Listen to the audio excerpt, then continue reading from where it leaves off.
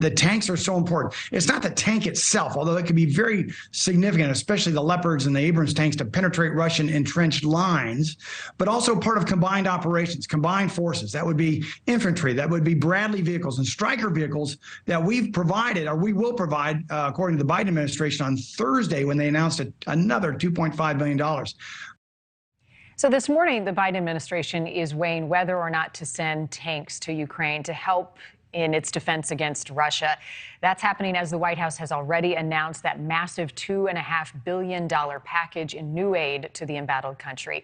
Not all members of NATO are ready at this point to send in some of this heavy machinery. That reluctance has also prompted President Volodymyr Zelenskyy to crack down on his own top leadership. Zelenskyy has announced the removal of 5 governors as well as a dozen senior staffers, including a defense minister.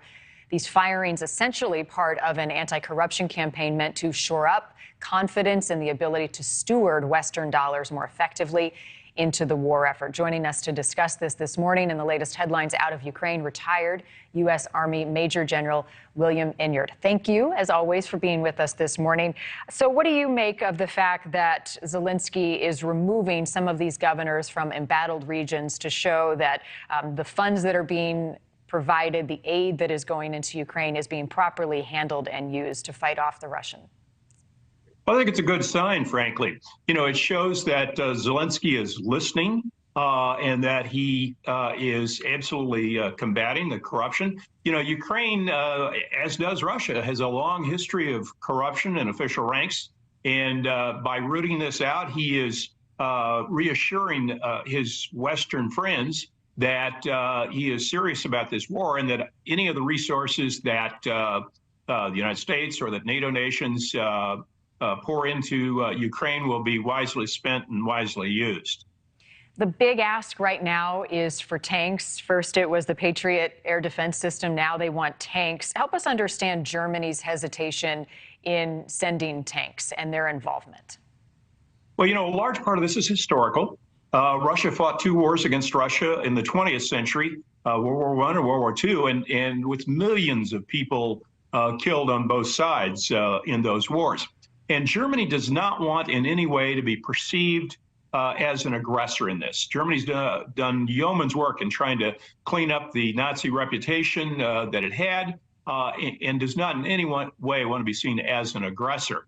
Now, additionally, the German Prime Minister has domestic political considerations he has to be concerned about. Both the right wing and the left wing in Germany, the far ends of the spectrum in Germany, are very opposed to providing tanks to Ukraine in this war. So he has to be able to manage his domestic political situation as well as the international political situation. Germany doesn't want to be seen as leading this pack. Germany wants to be seen as in cooperation with the other NATO nations and the U.S. Yeah, so some would argue that there is more at stake for Germany in deciding how and when to send aid to Ukraine. But Poland has indicated they would like to send in tanks, but they want Germany's permission to do so. Why? Well, it's more than just wants Germany's permission. The Leopard tanks that Poland has were purchased from Germany. And as part of the agreement in purchasing those tanks, Germany requires all nations that purchase their tanks to obtain permission to transfer those tanks to another nation. In Poland's case, to a non-NATO nation, which of course Ukraine is.